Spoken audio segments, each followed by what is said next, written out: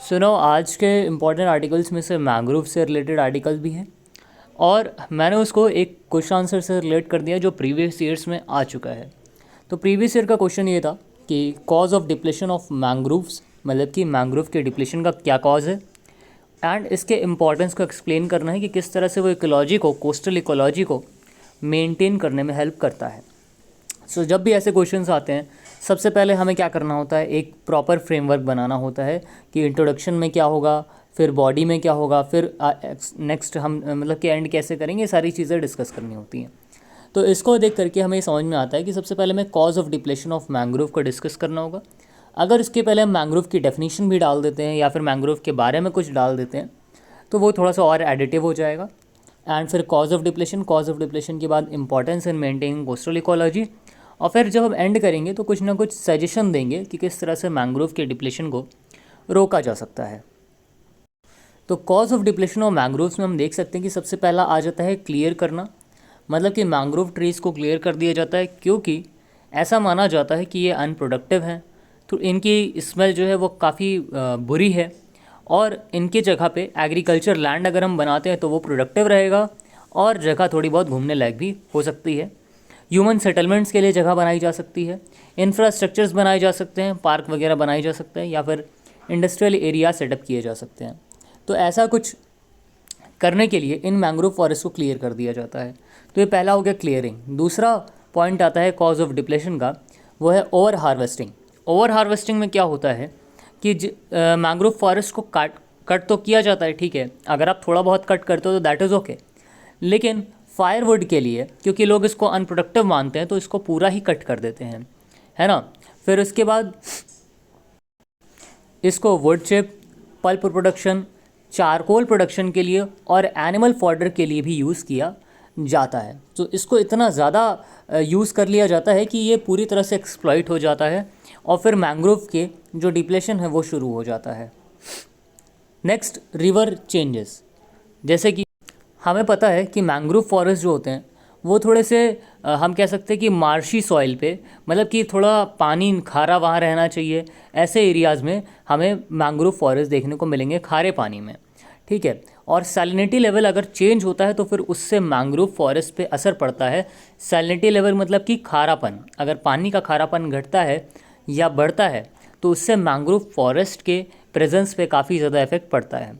दूसरी बात, mangrove forest जैसा कि बताया गया कि कोस्टल एरियाज़ में होते हैं, तो कोस्टल एरियाज़ में, कोस्टल एरिया का मतलब जहाँ पे पानी भी हो और लैंड भी हो, तो अगर डैम्स बिल्ड कर दिए जाते हैं उन मैंग्रोव फॉरेस्ट से पहले तो वहाँ पे जो वाटर रीच कर रहा है वो कम हो जाएगा, है ना, और इरिगेशन कम हो जाएगा। इरिगेशन मतलब वही कि वहाँ पे पानी कम पहुँच रहा है।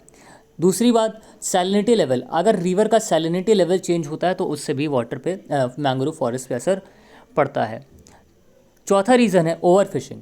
ओवर फिशिंग में जब बात करते हैं तो ओवर फिशिंग जो है वो भी एक बहुत बड़ा रीज़न होता है मैंग्रोव के डिप्लेशन का। जब फिशेस कम हो जाती हैं तो फिर वाटर जो है मैंग्रोव तक कुछ ज़्यादा ही स्पीड से आ जाता है। मतलब कि ऑब्वियसली मतलब कि देखिए यहाँ पे क्या होता है कि मैंग्रोव जो होते हैं वो एज अ बैरियर, मतलब कि हमारे कोस्टल एरियाज़ को बचा के रखते हैं, है ना, बहुत तेज़ आने वाले वाटर वेव्स वगैरह से। लेकिन अगर कोई हाई टाइड्स हैं, वेव्स हैं या फिर सुनामीज़ वगैरह, तो ऐसे केसेस में मैंग्रोव जो हैं बहुत अच्छे बैरियर की तरह काम करते हैं। लेकिन अगर लगातार मैंग्रोव पे मतलब कि पानी जो है एकदम स्पीड से आ रहा है तो फिर वो जो है मैंग्रोव को भी डिस्ट्रॉय करने का काम करता है। Destruction of coral reefs. Coral reefs क्या होते हैं? कोरल रीफ्स तो कोरल रीफ्स के बारे में हम लोग जानते हैं, तो उसमें मतलब जूज़ैंथलीज एंड फाइटोप्लैंक्टन ये सब होते हैं जो क्या करते हैं कि मतलब वाइट कलर के कोरल्स होते हैं और वो कुछ कलरफुल भी होते हैं, कुछ वाइट कलर के होते हैं। तो ये क्या करते हैं, एज अ बैरियर की तरह वर्क करते हैं जो कि स्ट्रॉन्ग करेंट्स और वेव्स को रोक के रखते हैं मैंग्रोव तक डायरेक्टली हिट करने में। लेकिन जब ये डिस्ट्रक्ट हो जाते हैं, है ना, क्योंकि वाटर लेवल राइज हो रहा है, मतलब कि हम जानते हैं ग्लोबल वार्मिंग से water level, sorry water level नहीं, वाटर टेम्परेचर राइज हो रहा है। वाटर टेम्परेचर राइज होने से क्या हो रहा है, कोरल्स डिप्लीट हो रहे हैं। जब कोरल्स डिप्लीट हो रहे हैं तो फिर वाटर जो है वो इजीली मैंग्रोव तक पहुंच रहा है, और जो कोरल का बैरियर बना होता था जिससे वाटर की स्पीड धीमी होती थी, अब वो नहीं होती, डायरेक्टली मैंग्रोव को हिट करते हैं। वो भी एक डिप्लीशन का कॉज है मैंग्रोव का। और इसके बाद मैंग्रोव तो रोक लेते हैं कोस्टल एरिया पे इफेक्ट होने से, लेकिन जो इंडस्ट्री सेटअप होती जा रही हैं, है ना, तो इंडस्ट्रीज़ क्या करती हैं, fertiliser, pesticide, pollutants, toxic man made chemicals हो गया, है ना, ये सारी चीज़ें वाटर में फेंक देते हैं बिना ट्रीट किए। अब जब वो बिना ट्रीट किए फेंकते हैं तो इससे एनिमल्स तो किल होते ही होते हैं। मैंग्रोव फॉरेस्ट पे डायरेक्टली इम्पैक्ट होता है, क्योंकि मैंग्रोव फॉरेस्ट क्या करते हैं, वो सैलाइन वाटर को इंटेक करते हैं, लेकिन सैलाइन वाटर में अगर नमक की मतलब कि सैलिनिटी की जगह ऑयल घुस जाए, ठीक है, या फिर कुछ और टॉक्सिक सब्सटेंस घुस जाए उनके रूट्स में, तो फिर वो सफोकेट करेंगे और सफोकेशन से मैंग्रोव ट्रीज़ ख़त्म हो जाएंगे। मैंग्रोव ट्रीज़ जैसे वर्क करना चाहिए वैसे वो वर्क नहीं कर पाएंगे। ओवरऑल यहाँ पे पॉल्यूशन जो है वो भी एक बहुत बड़ा रीज़न है हमारे। वो पॉल्यूशन जो है वो वाटर टेम्परेचर को राइज़ करता है। वाटर टेम्परेचर राइज़ होने से क्या होता है, कोरल्स डिस्ट्रॉय होते हैं, फिशेस डिस्ट्रॉय होती हैं, और फर्टिलाइज़र पेस्टिसाइड जब एंटर करता है रूट्स में मैंग्रोव के, तो मैंग्रोव डायरेक्टली फिर डिस्ट्रॉय होते हैं। तो ओवरऑल ये जो पूरा इकोसिस्टम है ना, वाटर के कोस्टल इकोसिस्टम है, वो डिस्ट्रॉय होता है इन सारी चीज़ों से। अब हम बात कर लेते हैं इंपॉर्टेंस ऑफ मैंग्रोव। तो इंपॉर्टेंस ऑफ मैंग्रोव में कोस्टल प्रोटेक्शन करने का काम करता है, क्योंकि इसके रूट सिस्टम काफ़ी ज़्यादा डेंस होते हैं, डीप होते हैं, तो ये सेडिमेंट्स को टूटने नहीं देता और पानी जो भी आता है, करंट्स जो भी आते हैं, स्ट्रॉन्ग वेव्स आती हैं, उनको रोक लेता है और बिल्कुल भी नॉर्मल ह्यूमन लाइफ जो लैंड के साइड है उनको इफेक्ट नहीं होने देता। दूसरा, फिशरीज़। मैंग्रोव फॉरेस्ट जो होते हैं वो बहुत ज़्यादा वैरायटी ऑफ फिशेस का घर भी होते हैं, क्रैब, श्रिम्प, मतलब कई स्पेशीज़ यहाँ पे आपको देखने को मिल जाएंगी, क्योंकि ये एरिया काफ़ी सेफ़ माना जाता है फॉर वाटर एनिमल्स भी, एक्वेटिक एनिमल्स के लिए भी।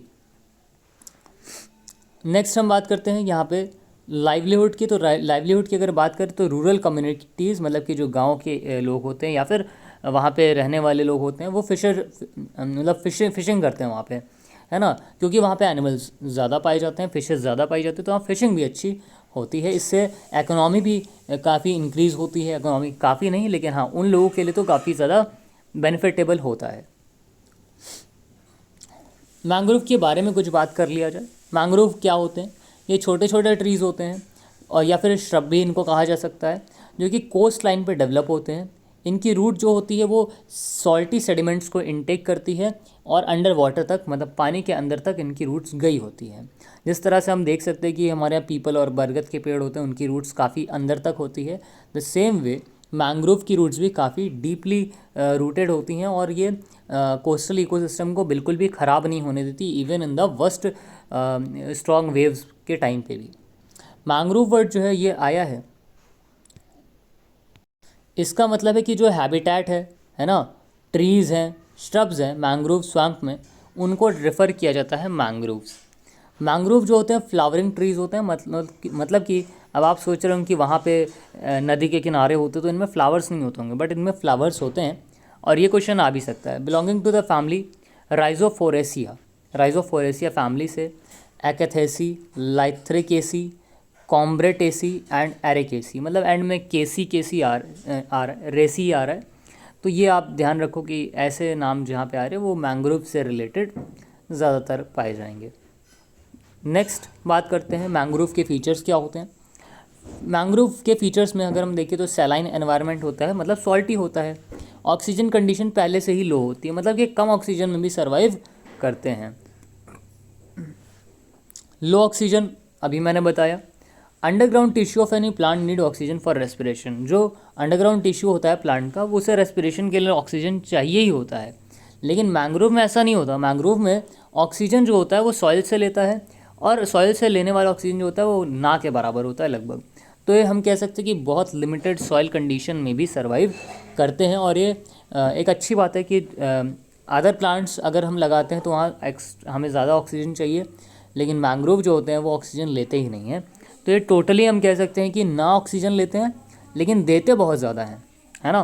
तो ये हमारे लिए एक अच्छा मतलब कि हम कह सकते हैं कि कार्बन को एब्जॉर्ब करने का टूल हो सकता था, या है भी अभी, लेकिन जिस तरह से डिप्लीट हो रहा है ये काफ़ी तेज़ी से एक्सटिंग्विश होता जा रहा है।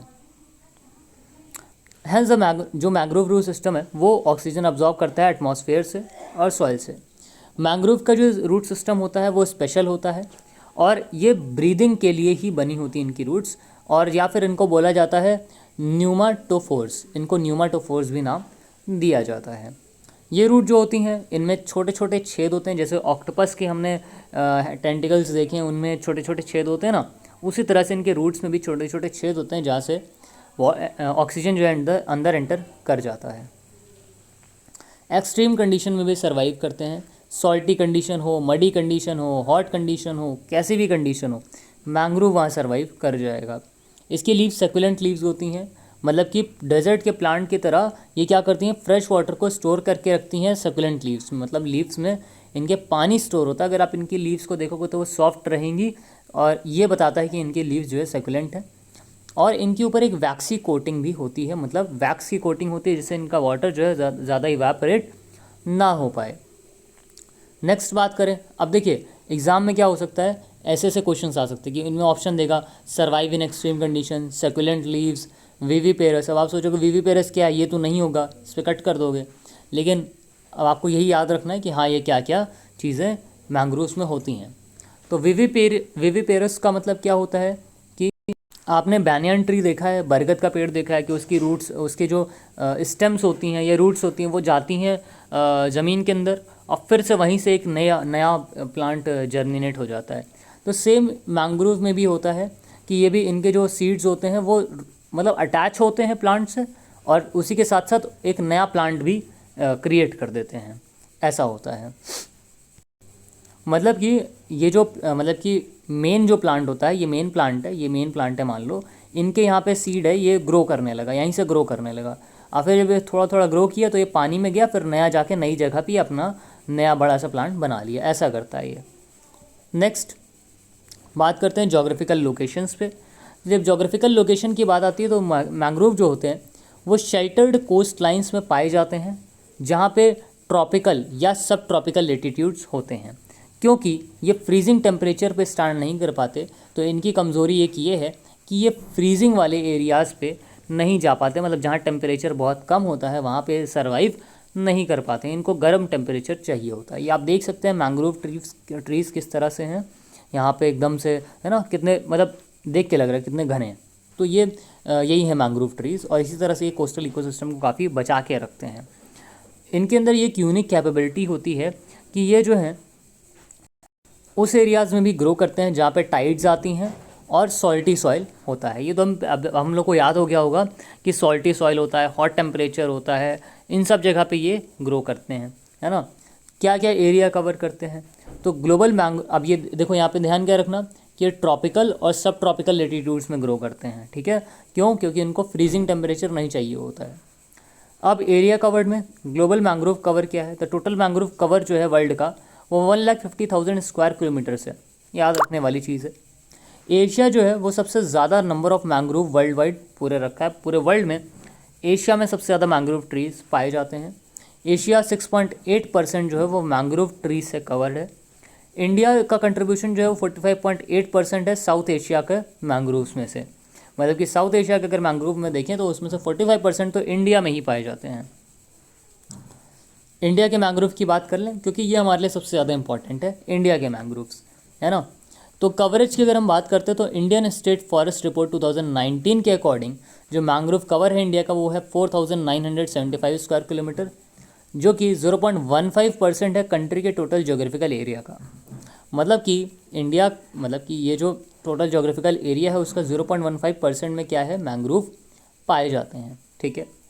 वेस्ट बंगाल में सबसे हाईएस्ट परसेंटेज है टोटल मैंग्रोव कवर का, बाद में उसके बाद गुजरात और फिर अंडमान एंड निकोबार आइलैंड। आप देख सकते हो कि जितने भी ये स्टेट्स का नाम बताया जा रहा है या यूनियन टेरिटरी का नाम बताया जा रहा है, ये सब कोस्टल एरियाज़ में आते हैं, सी वाटर से कनेक्टेड होते हैं।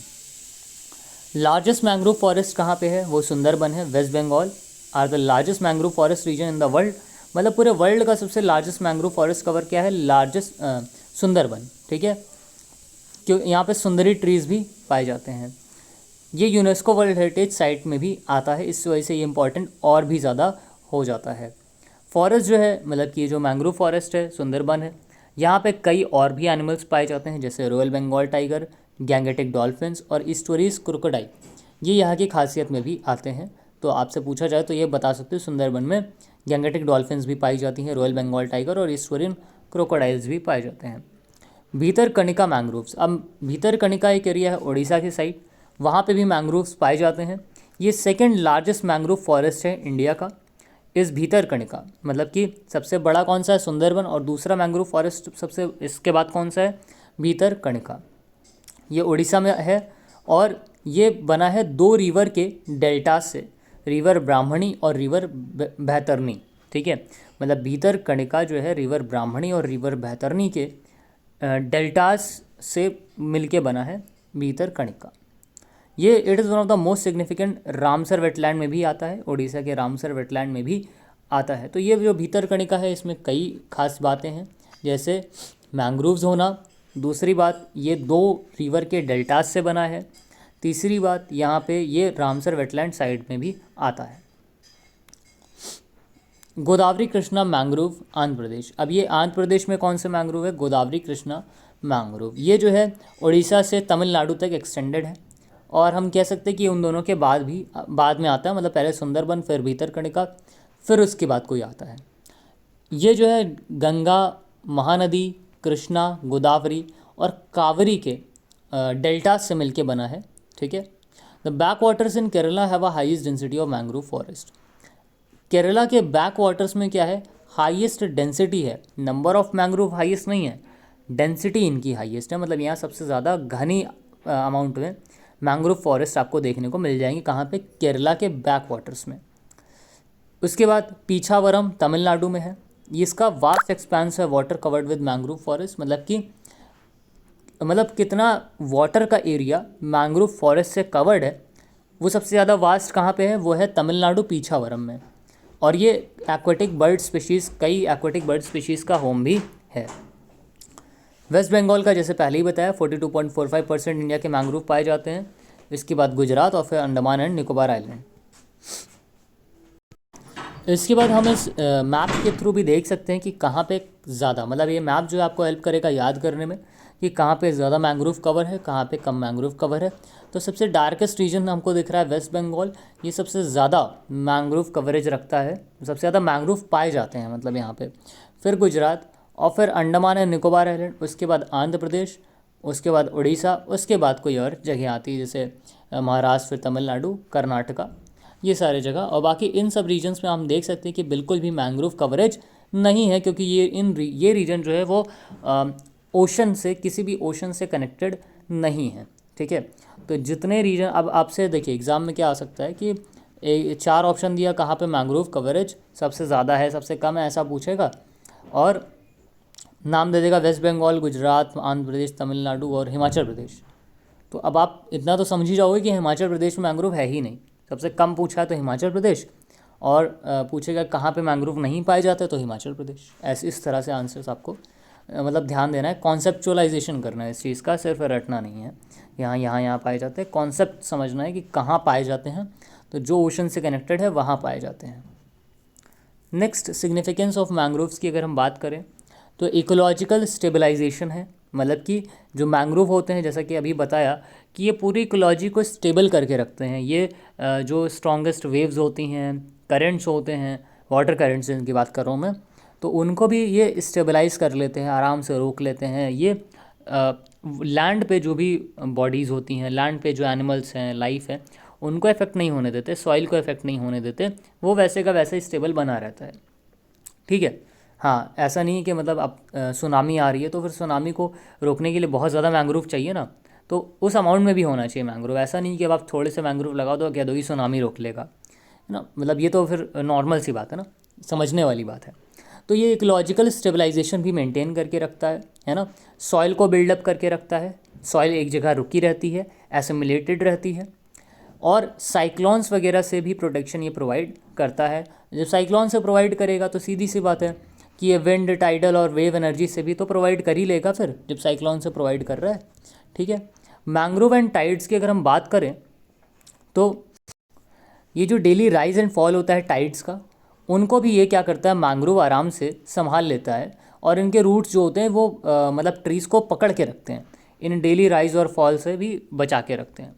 ठीक है, कोस्टल स्टेबलाइजेशन अभी मैंने बताया, इरोजन को रिड्यूस करता है, कोस्ट लाइन को स्टेबलाइज रखता है, currents, surges, waves, slide, tides वगैरह इन सबसे बड़े आराम से बचा के रखता है।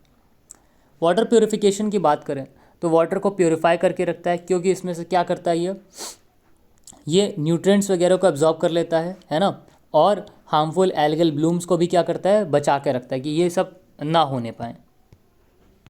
अब आप सोच रहे होंगे कि यहाँ पे न्यूट्रिएंट्स एब्जॉर्ब कर रहा है तो फिर इससे क्या फ़ायदा है, न्यूट्रिएंट्स तो ये ले रहा है। एक्चुअली होता क्या है कि जो वाटर होता है अगर उसमें न्यूट्रिएंट्स बढ़ जाते हैं तो वहाँ पे फिर हम जानते हैं कि जो हमारी काई होती है जिसको हम बोलते हैं कि एल्गे, ठीक है, तो एल्गे प्रोटीन वगैरह बहुत कंटेन करती है, रिच न्यूट्रिएंट्स होते हैं उसमें। अगर न्यूट्रिएंट्स बढ़ेंगे तो एल्गे बढ़ेगी, एल्गे बढ़ेगी तो पूरा जो ओशन है या फिर वाटर बॉडी है वो एल्गे मतलब काई से कवर्ड अप हो जाएगी, और इसी चीज़ से रोक लेता है। अब कवर्ड अप हो जाएगी तो वहाँ का पूरी इकोलॉजी ख़त्म हो जाएगी। क्यों ख़त्म हो जाएगी? वहाँ पे जो अंडर वाटर प्लांट्स हैं उनको कुछ सनलाइट नहीं मिलेगी, वो ग्रो नहीं हो पाएंगे। अब जब ग्रो नहीं होंगे तो वहाँ एनिमल्स नहीं आएंगे, एनिमल्स नहीं आएंगे तो फिर पूरा इकोसिस्टम वहाँ का ख़त्म हो जाएगा, फिशिंग नहीं होगी, पूरी इकोलॉजी गड़बड़ हो जाएगी। तो इसलिए न्यूट्रिएंट्स को एब्जॉर्ब कर लेते हैं और पानी को प्योर रखते हैं, पानी को प्योरीफाई करके रखते हैं। और इसी पे डिपेंड क्या करता है, कोरल रीफ का फॉर्मेशन, मतलब कि कोरल रीफ प्योर वाटर में ही पाए जाते हैं जनरली, और सी ग्रास बेड्स मतलब अंडर वाटर में जो सी ग्रास होती हैं, है ना, उन पे बहुत बड़ा असर पड़ता है, वो भी सिर्फ प्योर वाटर में ही पाई जाती हैं। फिर स्टोरिंग ब्लू कार्बन, मैंग्रोव जो होते हैं लगभग 2% से भी कम मैरीन एनवायरनमेंट को मतलब कंसिस्ट करते हैं, बनाते हैं, बट इनका जो कार्बन ब्यूरियल होता है वो 10 से 15% होता है, ठीक है। अब ये कार्बन ब्यूरियल क्या होता है? कार्बन ब्यूरियल का मतलब ये होता है कि जब भी लीव्स हैं, ट्रीज़ हैं, वो मरते हैं, ख़त्म हो जाते हैं, तो वो सी फ्लोर में मतलब अंडर वाटर जो फ्लोर होता है ना मिट्टी का, उसके अंदर दब जाते हैं, और फिर अपने साथ साथ मतलब उनकी बॉडी में जितना कार्बन होता है वो सब दबा करके अंदर लेते जाते हैं। इसी को बोला जाता है ब्लू कार्बन, ठीक है। तो ये इनका जो एनवायरनमेंट में है ना फॉर्मेशन होता है, मतलब कि मेकअप होता है, makeup in the sense mangrove कितने पाए जाते हैं, 2%, लगभग 2% से कम। लेकिन कार्बन ब्यूरियल जो है वो 10 से 15% होता है, मतलब ये होते कम है लेकिन कार्बन ज़्यादा ले जाते हैं अपने साथ साथ, तो इससे कार्बन भी अपने एनवायरनमेंट में कम होता है, ठीक है। तो ये हमारे लिए ग्लोबल वार्मिंग से बचाने के लिए भी काफ़ी एक अच्छा पॉजिटिव चेंज ला सकते हैं हमारे mangrove forest. Next, supporting biodiversity, biodiversity को सपोर्ट करते हैं कैसे? क्योंकि ये हैबिटेट प्रोवाइड करते हैं, रेफ्यूजी प्रोवाइड करते हैं कि मतलब किसी एनिमल को आके रेस्ट लेना, यहाँ पे छिपना है तो वो छिप सकते हैं, क्योंकि घना होता है ना, तो फिर यहाँ पे birds, fish, invertebrates, mammals, plants सब आके रहते हैं। तो इससे क्या होता है, एक बायोडाइवर्सिटी काफ़ी यहाँ पे घनी पाई जाती है। वेट अ मिनट,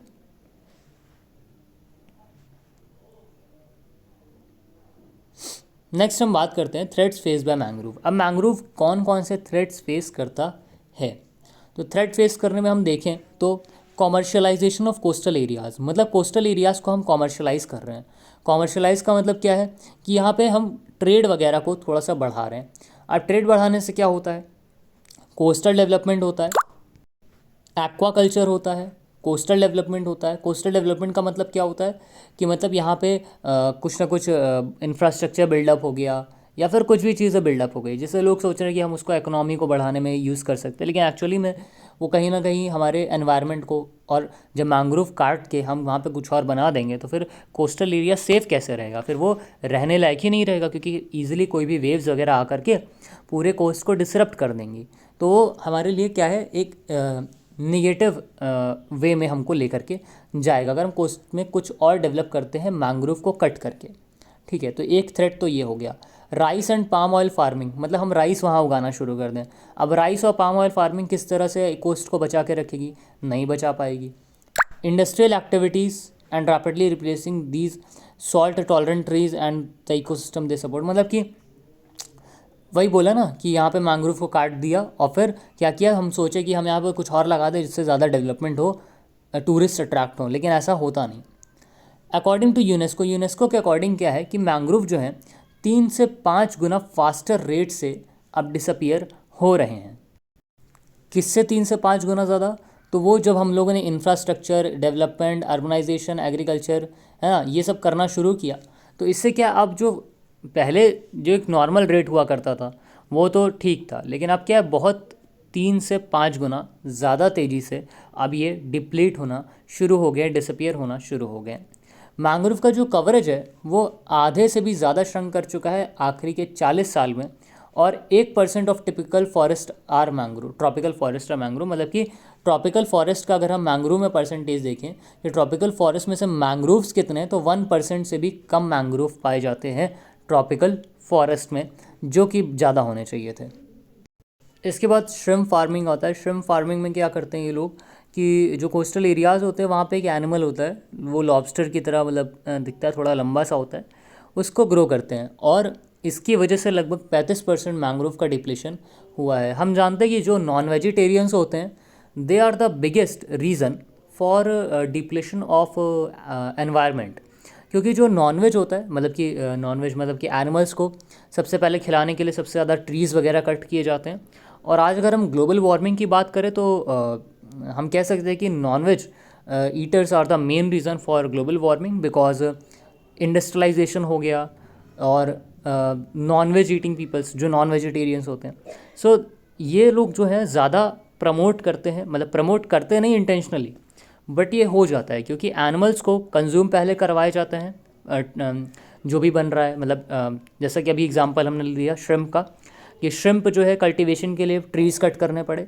इस तरह से अराउंड हम देख सकते हैं कि 40% अमेज़न फॉरेस्ट, मतलब एक रिपोर्ट आई थी जिसमें अमेज़न फॉरेस्ट की अगर बात करी जाए तो 40% अमेज़न फॉरेस्ट जो है वो सिर्फ और सिर्फ नॉनवेज मतलब कि एनिमल्स को खिलाने के लिए ही 40% फॉरेस्ट अमेज़न फॉरेस्ट का डिप्लीशन हुआ है। तो यहाँ पे अगर इसी तरह से नॉन वेजिटेरियन कल्चर को प्रमोट किया जाता रहा तो फिर ग्लोबल वार्मिंग ईजिली बढ़ाई जा सकती है, और जिस तरह से बढ़ रही है इससे ज़्यादा रेट से बढ़ती जाएगी।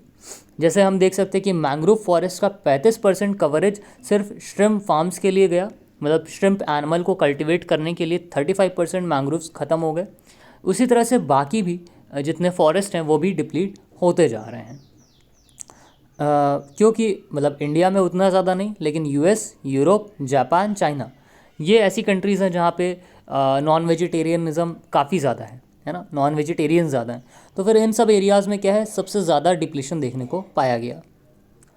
नेक्स्ट बात करें टेम्परेचर रिलेटेड इश्यूज़, तो fluctuation of 10 degree in a short period of time is enough. मतलब कि अगर हम बात करते हैं कि अगर कम समय में 10 डिग्री से ज़्यादा टेम्परेचर फ्लक्चुएट करता है तो फिर वहाँ पे मैंग्रोव के किल होने, ख़त्म होने की संभावनाएं ज़्यादा होती हैं।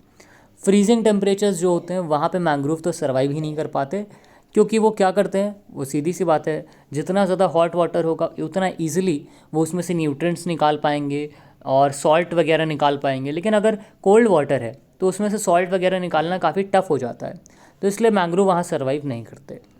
सॉइल रिलेटेड इश्यूज़ में अगर हम बात करें तो सॉइल जहाँ पे मतलब कि जहाँ पे सिर्फ सॉइल पाई जाती है वहाँ पे मैंग्रोव का सर्वाइवल काफ़ी मुश्किल होता है, क्योंकि उनको क्या करना होता है, सॉइल में से वो इनफ ऑक्सीजन नहीं निकाल पाते, उन्हें थोड़ा बहुत वाटर का या फिर एनवायरनमेंट का, एटमॉस्फेयर का सहारा लेना ही पड़ता है। तो अगर सिर्फ और सिर्फ हम बात करते हैं कि लैंड वाले एरिया में मैंग्रोव पाया जाएगा तो ऐसा नहीं होता। देन एक्सेसिव ह्यूमन इंटरवेंशन, जब ह्यूमन बहुत ज़्यादा इंटरवीन करता है उनके एरिया में तो फिर क्या होता है, तो भी मैंग्रोव को ख़तरा हो जाता है। क्यों? क्योंकि हम देखते हैं ह्यूमन जब भी जाता है तो वो नेचर को हमेशा ख़राब करने के लिए ही कुछ ना कुछ करता है, इंटेंशनली या फिर नॉन इंटेंशनली। लेकिन ह्यूमन जो है, human are the main reason for global warming, for cyclones, for tsunamis, for ऐसे जितने भी डिस्ट्रक्टिव चीज़ें हैं उनके लिए हम देखें तो जो एंथ्रोपोजेनिक रीजंस हैं, मतलब ह्यूमन के किए गई चीज़ें हैं जैसे इंडस्ट्रियलाइजेशन, तो ये सब चीज़ें बहुत ज़्यादा अफेक्ट करती हैं एनवायरनमेंट को, नेचर को। तो एक्सेसिव ह्यूमन इंटरवेंशन जब कहीं भी होता है तो वहाँ पे जो नेचर होता है वो ख़राब होता ही है, ऐसा हमेशा देखा गया है। Now next, conservation of mangroves. फिर से हम लोग कंजर्वेशन की बात करते हैं तो यूनेस्को डिज़ाइनेटेड साइट्स, यूनेस्को ने कुछ साइट्स डिज़ाइनेट करी हैं, जैसे मैंग्रोव को बायोस्फीयर रिजर्व्स में इंक्लूड कर देना, है ना, वर्ल्ड हेरिटेज साइट्स में इंक्लूड कर देना, यूनेस्को के ग्लोबल जियो पार्क्स में इंक्लूड कर देना, जिससे कि इनको ज़्यादा सिक्योर बनाया जा सके और इसमें से हम लोग ज़्यादा नॉलेज ले सकें, मैनेजमेंट कर सकें, कंजर्वेशन कर सकें मैंग्रोव इकोसिस्टम का पूरे वर्ल्ड में। Next, international society for mangrove ecosystem भी बनी हुई है, ये एक इंटरनेशनल सोसाइटी है जो कि मैंग्रोव के इकोसिस्टम को रिस्टोर करना, प्रिजर्व करना और कैसे बढ़ाया जा सके ये भी देखने का काम करती है। इंटरनेशनल सोसाइटी जो है is a non governmental organisation, मतलब कि ये गवर्नमेंट टेल ऑर्गेनाइजेशन नहीं है। ये 1990 में इस्टाब्लिश हुई थी और ये जो है मैंग्रोव की स्टडी को प्रमोट करती है और उनके कंजर्वेशन, जैसा मैंने बताया कि किस तरह से उनको स्टेबलाइज किया जा सकता है, उनकी यूटिलाइजेशन को कैसे ज़्यादा अच्छा बनाया जा सकता है। नेक्स्ट, ब्लू कार्बन इनिशिएटिव, ये थोड़ा ज़्यादा इंपॉर्टेंट है। ब्लू कार्बन इनिशिएटिव क्या होता है? तो इंटरनेशनल ब्लू कार्बन इनिशिएटिव जो है ये एक फोकस्ड मिटिगेशन क्लाइमेट चेंज है, मतलब कि जो क्लाइमेट चेंज हो रहा है उसके ऊपर फोकस ज़्यादा किया गया है और यहाँ पे conservation, restoration of coastal and marine ecosystem की बात करी गई है। मतलब ये सिर्फ और सिर्फ मैंग्रोव पे फोकस नहीं है, ये मैरीन एंड कोस्टल इकोसिस्टम को कंजर्व और रिस्टोर करने की बात पे ज़्यादा फोकस करता है ब्लू कार्बन इनिशिएटिव। अभी याद कीजिए कि हम लोगों ने ब्लू कार्बन को डिस्कस किया था। ब्लू कार्बन क्या होता है?